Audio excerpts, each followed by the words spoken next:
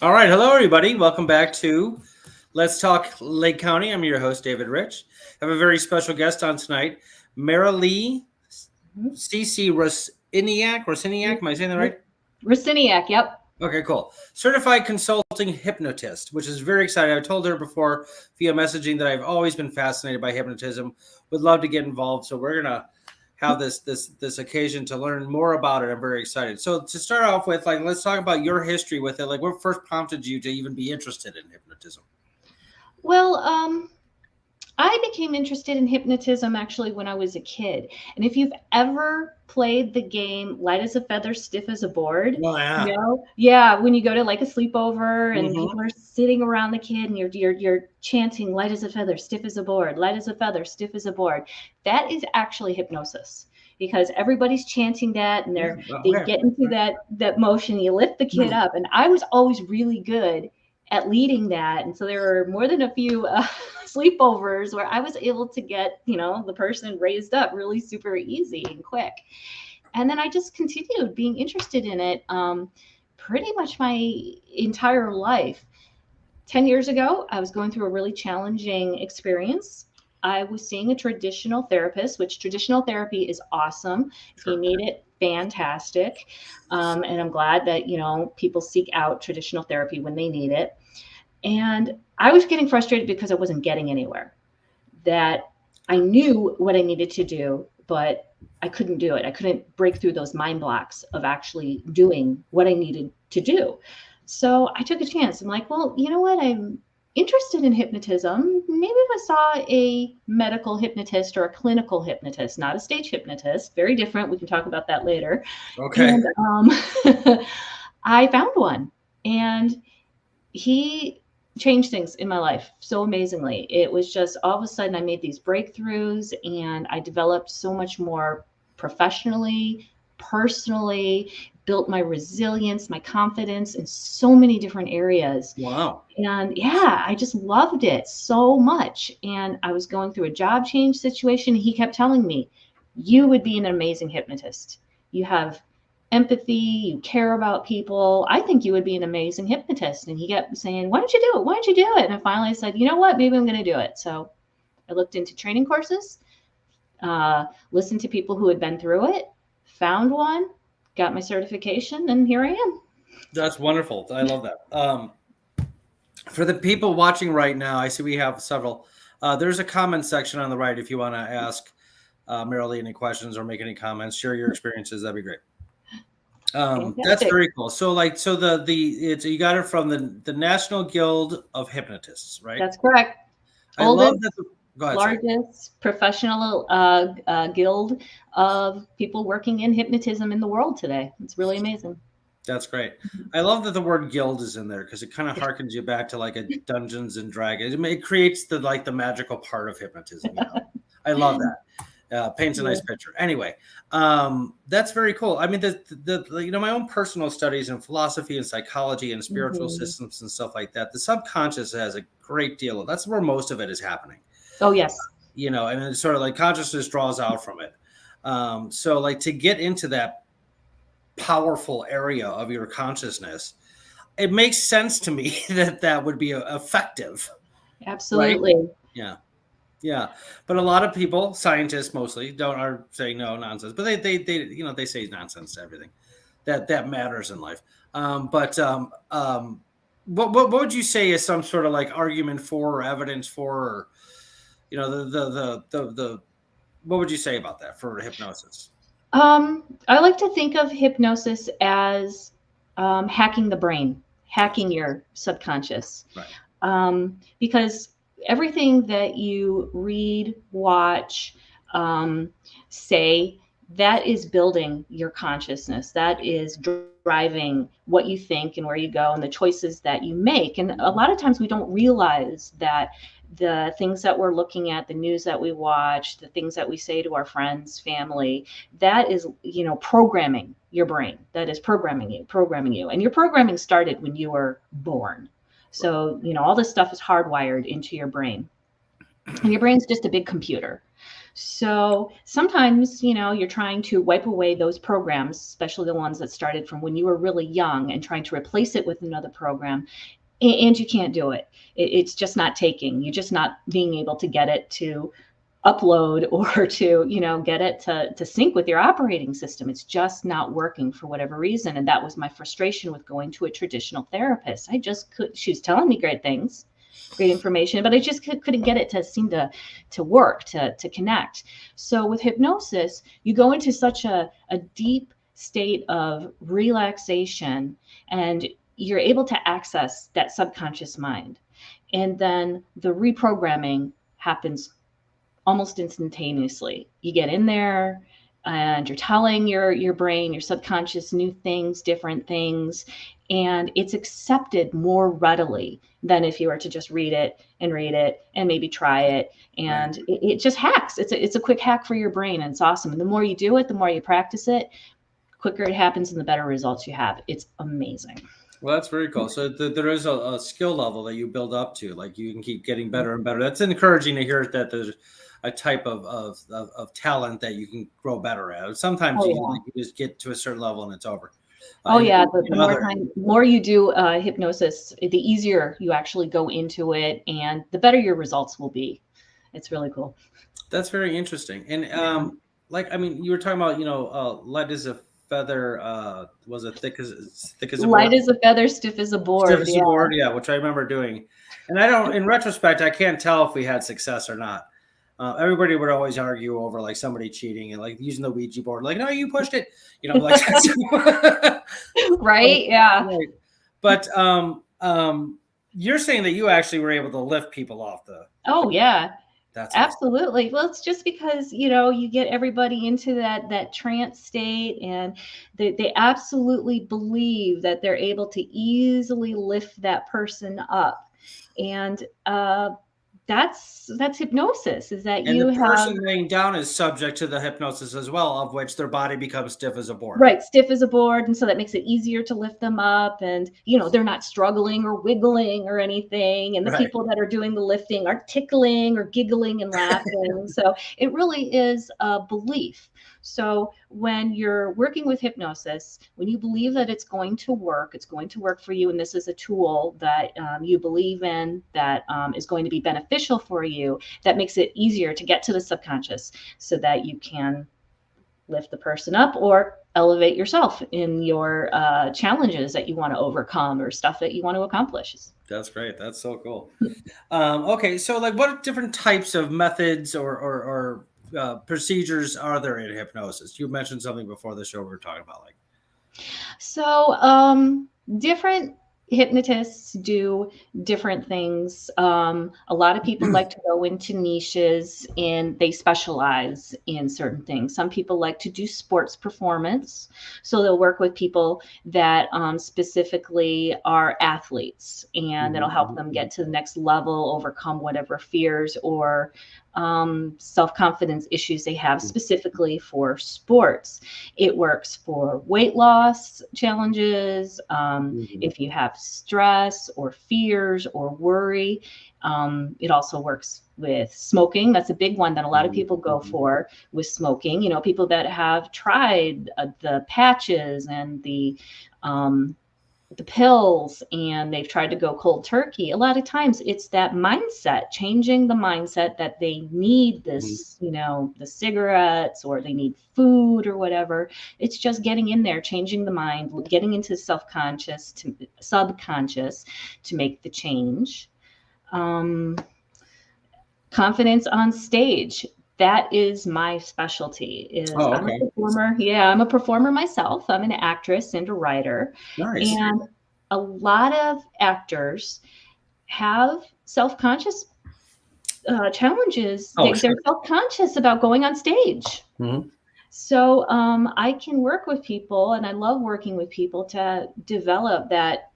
You have that confidence on stage, confidence for your audition, ease in memorizing lines and blocking. There's some people like, oh my God, I can't memorize my lines. I'm just not. So what are you doing when you're telling yourself that over and over again? I can't memorize my lines. I can't memorize. you're going to run into issues memorizing your lines. So then when we go back in, we're reprogramming the subconscious. I memorize my lines easy. Before you know it, they're memorizing and recalling their lines like so easy, and having that confidence on stage. And so that's a lot of the different things that hypnosis can work for. And that's how I continued with developing and learning about hypnosis. Is when it worked for me, I was like, okay, well, let's work on this. And I worked with my hypnotist on that thing. And then we worked on this and that. It's like, okay, what challenge are you feeling now? Is it at work? Is it personal? Is it relationship? Is it whatever? And it can be used for so many different challenges.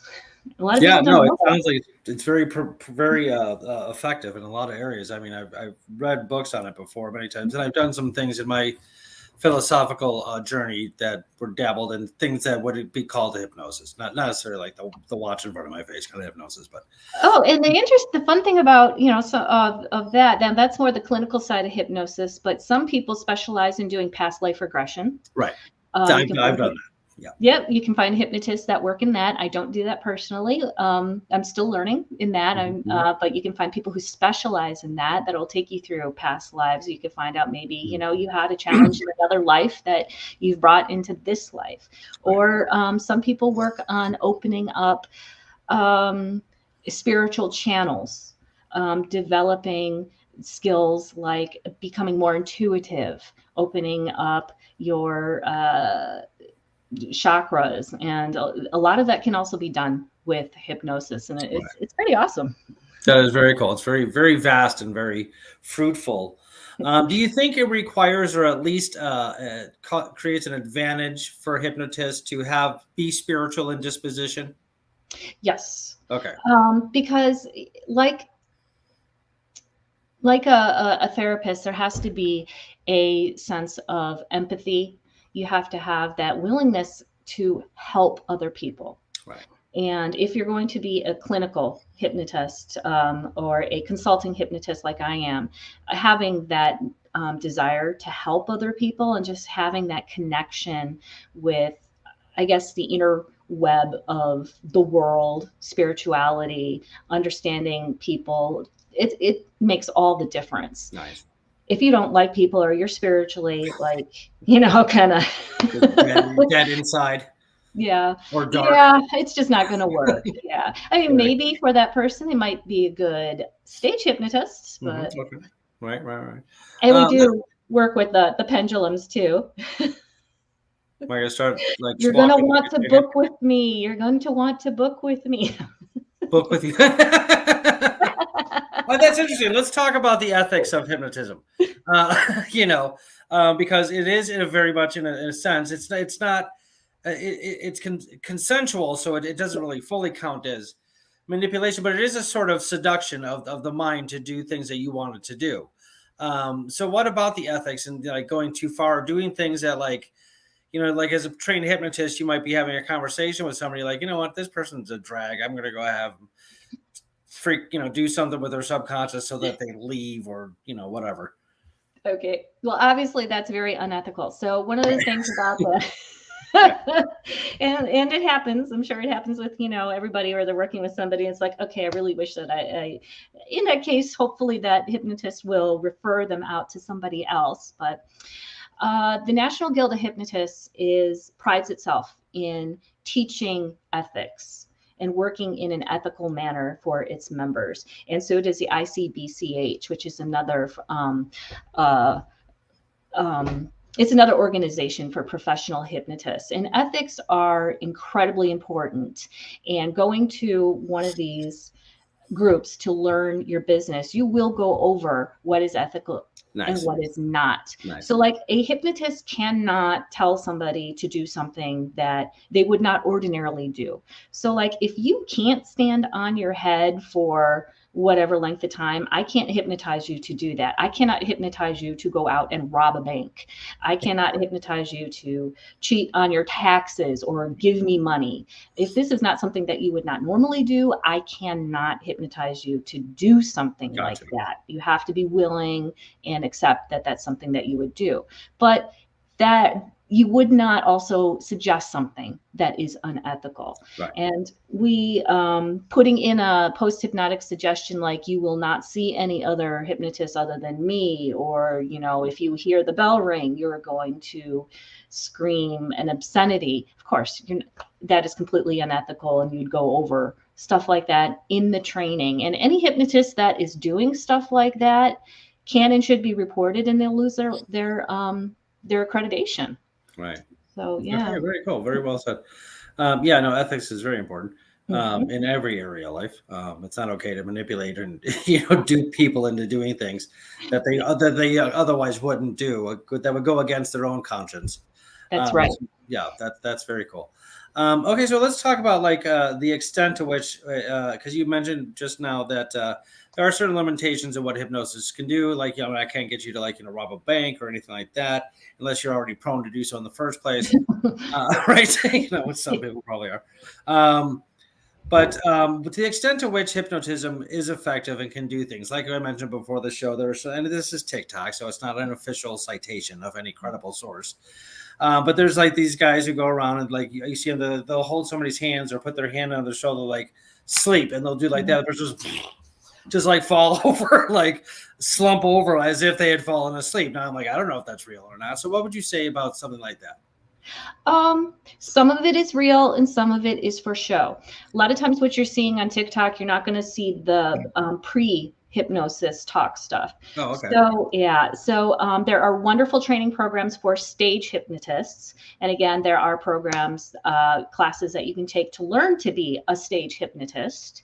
And you will learn how to pick out what subjects would be more, would make a good stage person that would be a good that would put on a good show for you, and you'd figure out how susceptible to hypnotism is that person. There are a couple of little pre-tests that the hypnotist will do and able to figure out which person that would be. And then these hypnotists are trained in what's called a rapid induction. So that includes a certain pattern of words that is done, and there could be a rhythm to it. It could be a certain, types of words. And then they are able to, at that point, put their hand on somebody and say, sleep.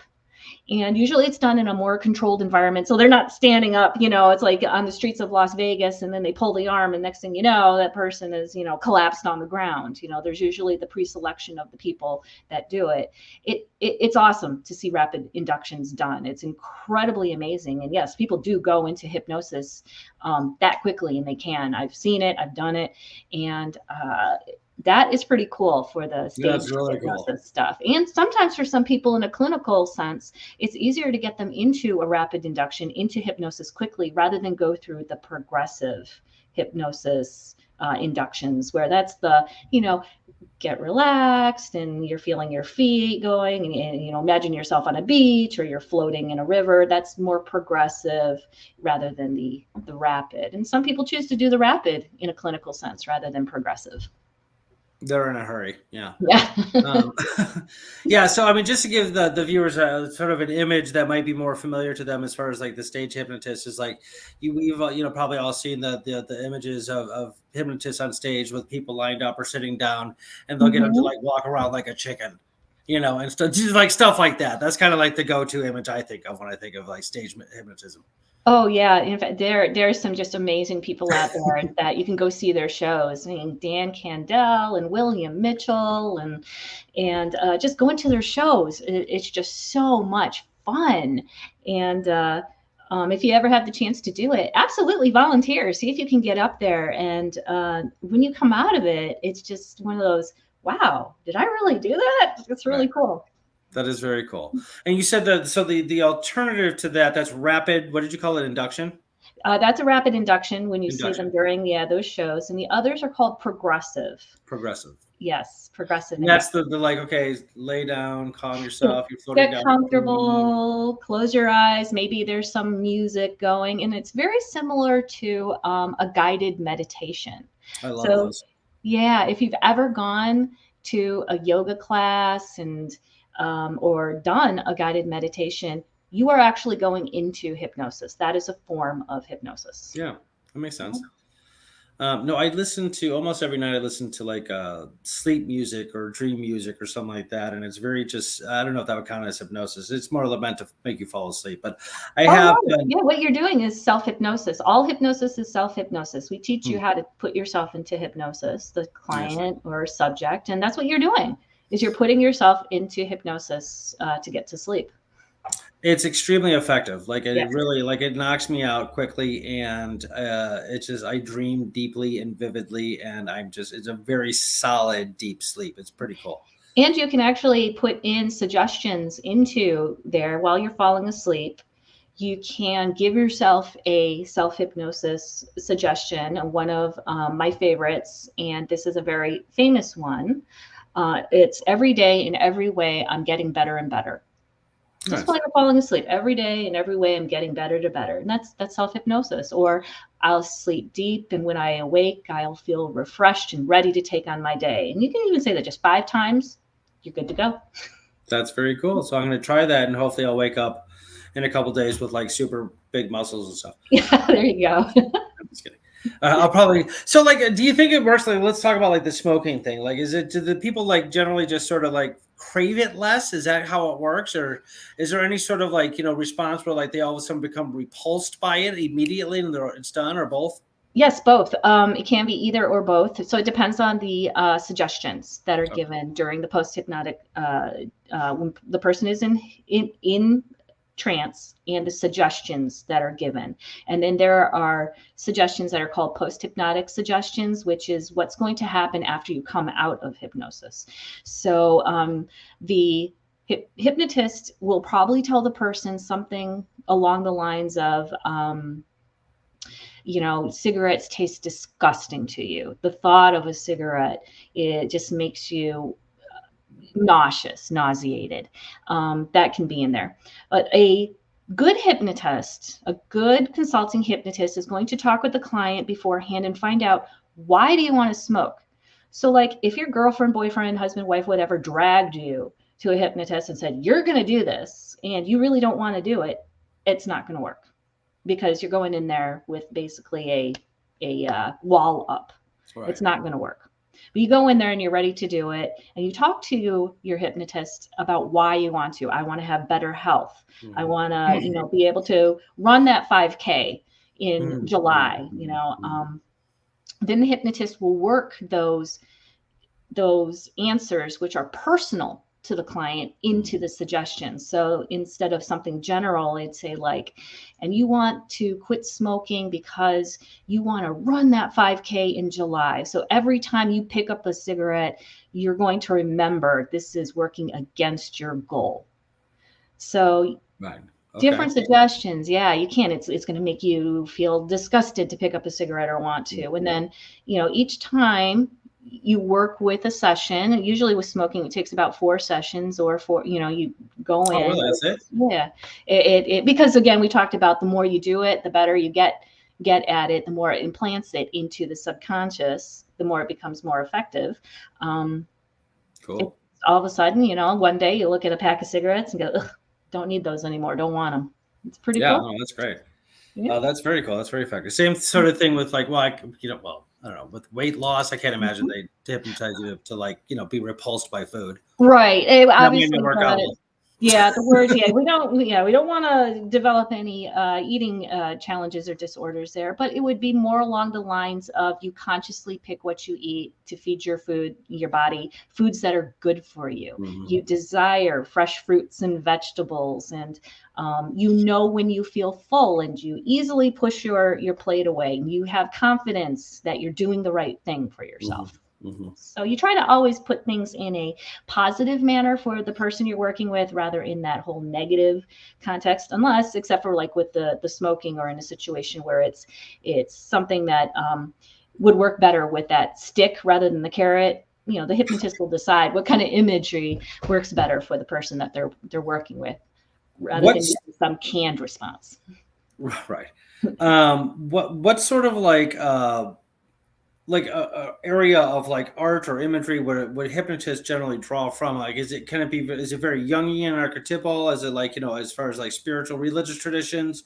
Like, would you be more apt to like hypnotize somebody who was brought up Christian using Christ as a figure for accomplishing whatever? I don't know. That's a good question. And there are fantastic hypnotists out there, and some of them specialize in different areas. So some of them might be using more, might be a Christian hypnotist where they Oh, okay, would right. use more things along the lines of taking images from the Bible or using suggestions along that way for that person. And it goes for really anybody in what their specialties are. So there are specialists out there that deal in certain genres. There are more hypnotists that are very spiritual, Right. that are incredibly spiritual, and you can match up really well with a hypnotist that does that. So like a sports hypnotist is like, you are as good as Michael Jordan. You are as good as Michael, like that kind of thing. Like, my point, I know I'm being silly, but I mean, like, bringing it to like this your area of familiarity that is going to help you in that specific task.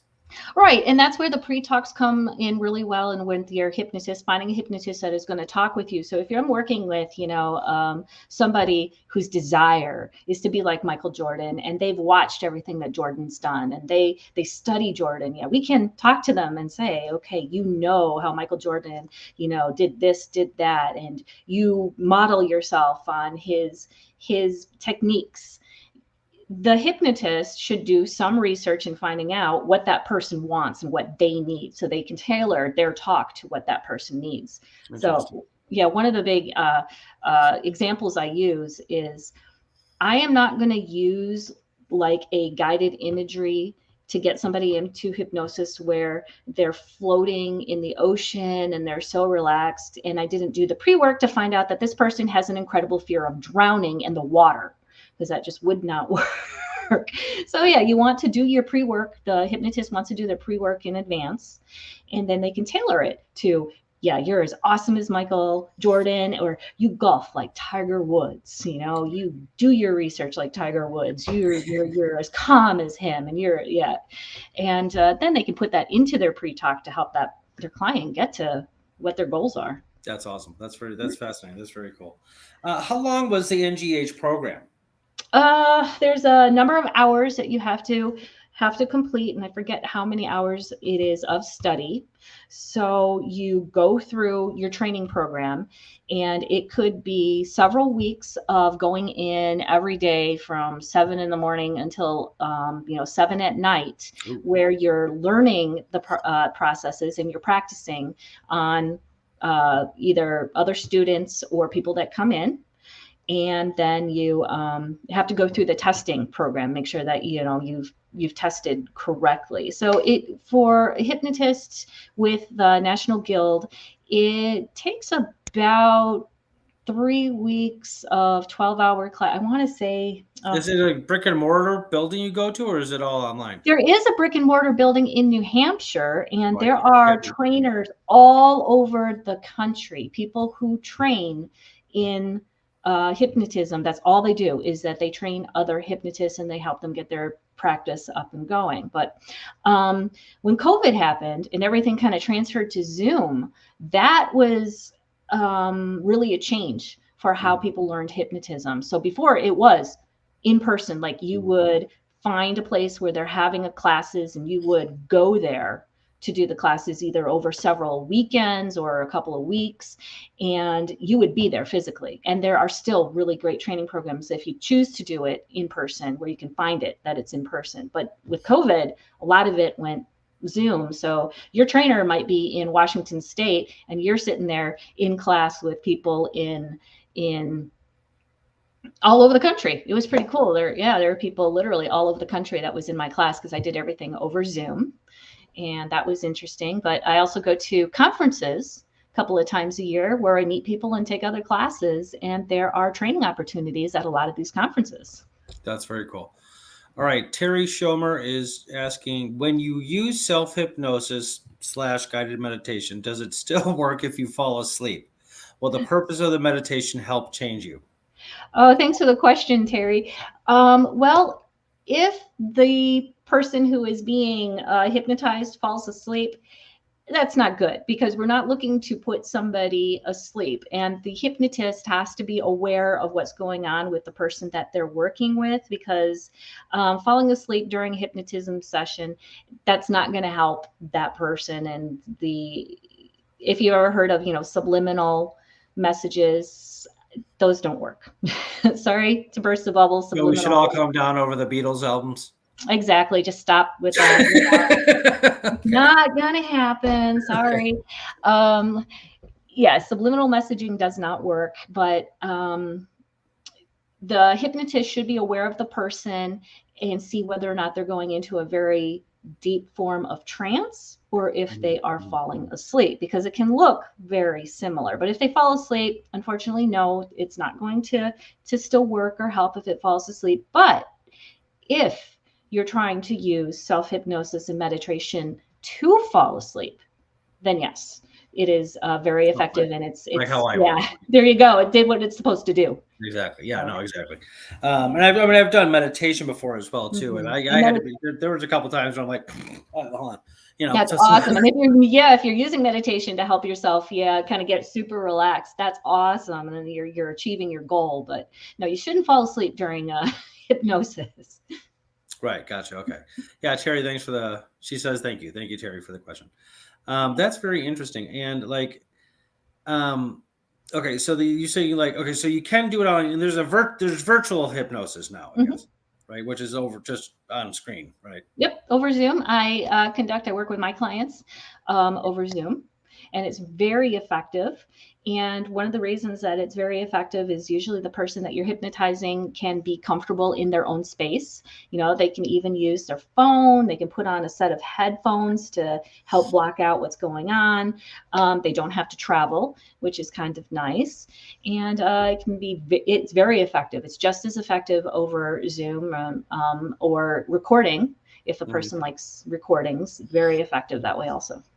Have you heard of the phrase path working? Path working, I have, yes. Okay, but you're not wholly familiar. Okay. We'll talk about that in private, because it seems very consistent with this, and it's more like a new age occult type method, but it definitely I think would count as hypnosis. There are hypnotists that do specialize in that. You can find hypnotists that work on that will help you, guide you through that. Very cool. Very cool. And where can people find you online here? Me specifically, I have a page on Facebook. Do you have the URL? That's my name right there. So just Marilee. Yes, and it's let's see. Like your full name or just Marilee? On my Facebook, it's Marilee C.C. Rusiniak. I'm sorry, it's like I can't remember which one it is. We can find you on Facebook with your name. Okay, that's either that's my personal Facebook, but I do have my professional Facebook also. So sorry. No, that's fine. And I'm on Instagram too, under MCCR Hypnotist is my Instagram. So that's where you can find me. And I have a webpage, and that is mccrhypnotist.org for my webpage. And that's my initials, the MCCR. Say that one again for your webpage. Sorry. Exactly what you have right there. mccrhypnotist.org is my. Just add .org. Yeah. Okay. Webpage. Yeah. That's very cool. I'm definitely going to check it out. I'm going to check out the NGH too. This is fascinating. It's very fortuitous. National Guild of Hypnotists, and they also have a directory. So if you're looking for a hypnotist to match your needs, you can go in there. You can see who is registered with the NGH and find one that resonates with you to do your work. Very cool. Can a hypnotist actually get to the level of being kind of like a Jedi master, like when Obi-Wan's like, these aren't the droids you're looking for? Like a cop pulls you over, you're like, you don't want to give me a ticket. Anything like that? I have seen some people do amazing things at these conferences. So yeah, a couple of times a year there are conferences just all across the country where hypnotists come together, and some of the stuff that people that have been practicing for such a long time, it's like this guy is a Jedi master. Right, He right, right. is amazing. And then watching the stage shows and watching what some people have accomplished with uh, one of my mentor, he works with fertility, people who are having trouble conceiving, and he helps couples conceive using hypnosis, and cancer, Wow. helping people work through their cancer diagnosis or a scary medical diagnosis, helping boost their resilience. It's amazing. And some of these I people, gotta I do check this out. wonder, I are they want to. supermen, Yeah, supermen and superwomen, what they do. yeah. Like, how do you convince the subconscious to affect the body in a way where you all of a sudden you can't conceive and now you can conceive? Yeah, That's it's amazing. Like you're actually controlling like biological functions now instead of just psychological ones. absolutely, absolutely. And I think that, the mind and the body are so, um, they are connected. Right. And people don't realize how connected they are. And, I think we've all met people who are like, oh my God, COVID's going around or the flu's going around. I just know I'm going to get it. I know I'm going to get it. I'm absolutely going to get it because every time it comes around, I get sick. And, that person's going to get sick. And you have other people who are like, I never get sick. And they don't. And I think there's really a strong mind body connection because, Oh, yeah. I think it was Henry Ford that said, whether you can or cannot, you are correct. Whether you believe, Right. That's cool. That's interesting. Yeah. yeah. So yeah, you are right. So your mind can definitely affect the body. So when you get sick, if you absolutely believe I'm going to get better sooner, I'm going to get better sooner. My body knows how to heal itself. You work to bring that, your mind body connection together. You can help your body heal itself. And it's amazing how some of these hypnotists who work in the medical field can help in that sense. And Western medicine is amazing. Yes. And I think this is a great complement to it. Absolutely. Hypnobirth, that's something where there are hypnotists that are specially trained to help women deliver naturally with little to no pain. Wow, that's interesting. Yeah, it's pretty awesome. That's very interesting. I've heard of hypnotic surgeries. Oh my gosh, yes. And dentistry, people who help people go in with dentistry. You're going in for, you're telling yourself over, oh my God, I hate the dentist. This is going to hurt so much. Well, you come out, yeah, it hurts. But you go in thinking I'm going to have little pain, it's going to go quick and easy. But there are hypnotists that can work with people so that you need little to no pain relievers for dentistry. And they do it on themselves. I mean, I had one of my teachers, he had a root canal with no pain relief, no pain relief. He just put himself in a state of hypnosis where he didn't need any meds. I mean, wow, I would love to get to that level. That's amazing. I think that's Jedi level right there. Can I describe a situation that is like beyond Jedi level? Yeah, there you go. No, I have a experience that I saw. It's a little messed up, but I'm going to share it anyway, just to exemplify the point. I went to this show in Portland, Oregon, called Societas Insomnia. It's like a kind of like a weird freak show, kind of sideshow people. Well, do you know what suspension is, where they put the hooks in your? Okay, yeah. This guy did that, suspended in the air for 2 hours straight. And I'm like, is this guy going to come down? I'm like, where did you go to in your mind that you could do that? Yeah. That's like Jedi master. That is a total form of hypnosis where he has 100%. convinced his mind so much that he can do this. Or when you see some of the street performers who do the extreme things like submersing themselves in ice for however long. Right. And a lot of the super athletes that you hear about, they have developed such a close mind-body connection that they're using their minds to make their bodies into super athletes. And a big part of it is the work they're doing through self-hypnosis. Right. And most people don't realize that, how hypnosis is such a big part of our everyday life and how it can be utilized. And once you figure out how hypnosis can work for you, it does amazing things. No, Kobe Bryant, the late Kobe Bryant, the late great Kobe Bryant said, like was asked before, like what's the kind of the greater part of it all? He says it's all mental. Yep. Yep. So I guess like, okay, I mean, you still have to physically practice. You can't just sit here and think. Oh yeah. But For the mind is the greater part of the pie chart. Yeah, there's an incredible study that was done with athletes where they were told just to go through what they like running. I think this was with sprinters, Olympic runners who Mhm. are running a race. They were told to, okay, go into and just imagine the race from the very beginning to the end.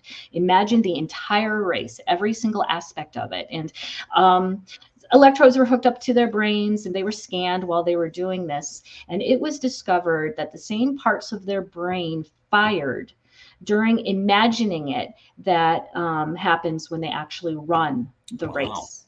Wow. So yeah, and it's not only in the brain, but they saw that their muscles, their actual leg muscles, their core, their body was also reacting That's to awesome.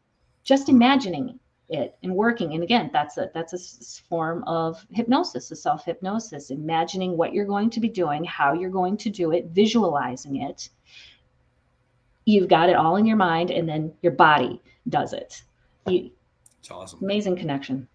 That's awesome. Yeah. When I was a long time ago, when I was dabbling in things like this, I remember one thing that would work effectively well on my friends is if they had like a headache or something, and I would sit there and kind of calm them down, and I have them give the area of their brain that was in pain a color, and then now release the color from your brain, and their headaches would go away like that every single time without exception.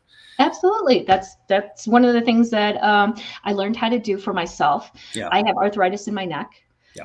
And one of the things that my trainer worked with me is doing the color, imagining, okay, what does the pain look like in your neck? Okay, now you're going to imagine a different color, which is the healing, cooling, removing the pain color, and you imagine that color do around your neck. So when my pain gets really bad, that's one of the tools that I have for myself, and I've been able to help other people with pain relief. Yeah. No, it works. It works. Yeah, very cool. All right, well, great. That's anything you want to plug right now before we call it? No, I'm going to have a couple of workshops coming up. We do some free workshops, and I'm hoping to get into some more places, but it's going to be announced on my webpage and on my Insta and my Facebook, where we're going to be doing some guided meditations, some self-hypnosis, learn about hypnosis, and it's going to be free. And I do have some others where you register and it's a little bit longer, you learn a little bit more, but watch my webpage and my Facebook for these events. Will do. Are you personally able to certify people? Is that part of No, the? I am not a trainer, but Okay. if you do look for training, NGH and the ICBCH, two places to go if you're interested in learning more about hypnosis and how to become certified. All right, sounds good. I'm definitely going to check that out. This is very Fantastic. And I'll see you at the conference, at the next Yeah, well, conference. we'll see. We'll see. And do you have a studio or an office that people go to if they want to? Not right now. I'm just working out of my home, but I am looking at getting a physical space, so hopefully soon. But people can go to your house. I'm just. Do you merely do virtual now, I or are do you doing all. both? Right now, I'm doing all just virtual. Okay, gotcha. Okay, Yeah. cool. So check it out, everybody. That's so very cool. Let me put your proper name up here. Okay, Marilee C.C. Rusiniak, Yep. certified consulting hypnotist. Thank you so much for coming on. This is fabulous. I had a great time talking to you. Very informative, fascinating stuff. Well, thank you so much for having me. Absolutely. And I will definitely be in touch. I might want to have you come back on and just talk about your acting and stuff like that, because that's cool. Absolutely. I'd love to. I took 2 acting classes in college and I loved it. I was good at it. So that's very cool. We'll have you on. We can talk about, acting. All right, everybody. Thanks for tuning in to Let's Talk Lake County. I'm your host, David Rich. See you next time. Oh, wait, hold on. Okay. Hang on one second.